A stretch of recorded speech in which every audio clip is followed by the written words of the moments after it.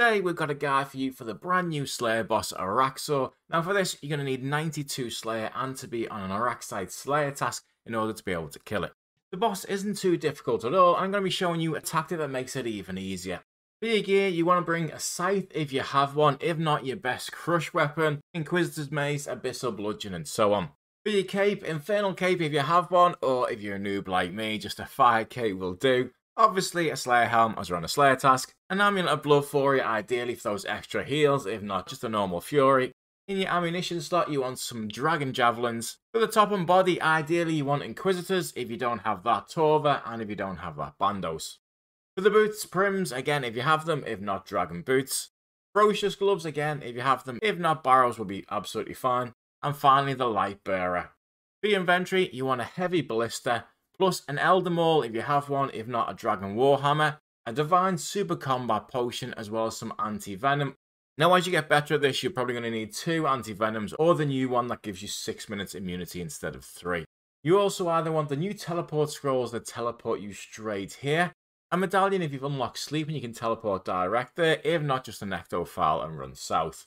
If you want to extend your task, you can also bring a Bracelet of Slaughter so you get more kills in. And you want a rune pouch with the runes to summon thralls, as well as a Book of the Dead, and obviously to be on the Archaic Spellbook. And then just some tick-heat food. This boss is quite simple, but now and again you do get into a little bit of trouble in the last phase if you're not careful. So just think tick-heats like this are a little bit better. And then just some prayer potions. To start this boss, you want to head to the cave here, just northeast of Darkmere. And then when you head inside, the boss is on the west side. Enter the tunnel, pot up, equip your Elder Maul and summon your thralls. And you want to try and get 2 specs on the boss if you can. Sometimes you'll get 1, sometimes you'll get 2. And if you are using a scythe, make sure you've got it on crush. You also want to protect from melee and activate piety. Now this boss starts off very simply. It won't do much damage to you at all. And then the first thing it's going to do is summon a spider. Now depending on what colour spider that is, depends on what it does. So make sure you have your screen fairly well zoomed out so you can see which one's spawning. If it summons a red spider, what this is going to do is going to explode when it gets near to you. All you do for this is you wait until it reaches you and then just move about 5 or 6 tiles away and it won't do any damage to you. And even if you don't quite move far enough, it only does a small amount of damage. If it's green, this spider attacks you with range attacks and it does a little bit of damage to you. Now you could go over and attack it with your scythe, but if you do, the boss will hit you with a range attack on the way to it. Now you could just switch prayers. But I find it much easier just to equip your ballista and hit it twice with a range attack and then go back to your scythe, keep hitting the boss, and then you don't need to switch prayers.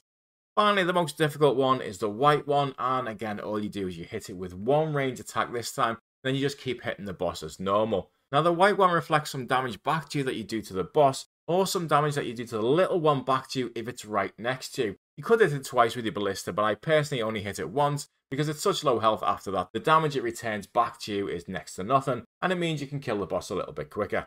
So attack it once, equip your scythe and go back to the boss. Until the final phase, for this boss there'll always be a spider, then a special attack, then a spider, then a special attack, and so on, and it just repeats itself, and the special attack is always the same for each fight, but it can be one of 3 different things. I always try to position myself 2 tiles away from the centre of the boss. And the reason for this is one of the special attacks it does is it will suddenly face one direction and fire some venom in a straight line. Now to make it easier, the timer for this is normally just after you've finished with one of the little spiders that spawns. So just after you've ran away from a red spider or just after you've killed one of the other 2. For this special attack where it fires venom in a straight line, by positioning yourself a couple of tiles off centre, all you do is as soon as the boss suddenly turns on a diagonal, move back to the centre of the boss and it'll miss you. But if you do get hit by it, it's not the end of the world, it does about 15 damage.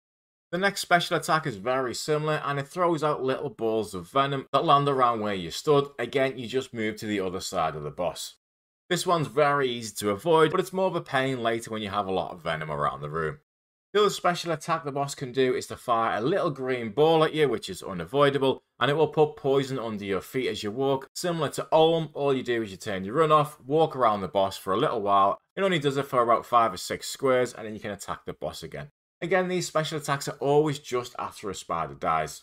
That is all that's going to happen for the first 3/4 of this boss's health, and when you get to the last quarter, the boss will shake and pull its front 2 legs in, and you'll enter the final phase. In this phase, you still get spiders, but you don't get any special attacks anymore. And it'll also put 3 pools of venom where you stood. 1 on the tile you stood on, and then 1 to the right and 1 to the left as you face the boss.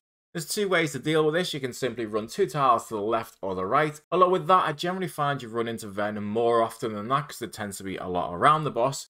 The other option you can do is simply to wait for the boss to start its attack, move 1 tile back, and then attack the boss. You do have to get used to the timing of that though, because if you're too early, you'll walk back into the venom, and if you're too late, the boss's attack will hit you. It takes a little bit of practice, but I find once you've got that down, it's much easier than running left or right, because again, you run into where there's venom from before, a lot more often when you run to the right or the left. In the final phase, I generally ignore the green spider. It doesn't do enough damage for me to worry about. I'd just rather kill the boss quickly. The white spider you kind of have to deal with. It can be a bit of a problem to leave that up, unless the boss is like 50 health or less, in which case you just nuke the boss. And the red spider you have to run away from, otherwise it does some damage to you. But other than that, I try to leave the spiders at the end if I can, and then just concentrate on the boss. And that is the whole mechanics that you need for the boss. It's really not that difficult, and it doesn't take long at all before you're used to it. The biggest pain I found was getting the task. I had 2,000 points to start off with, and I ended up with 80 points before I actually got the task. So good luck getting the task, and hopefully you get one of the items.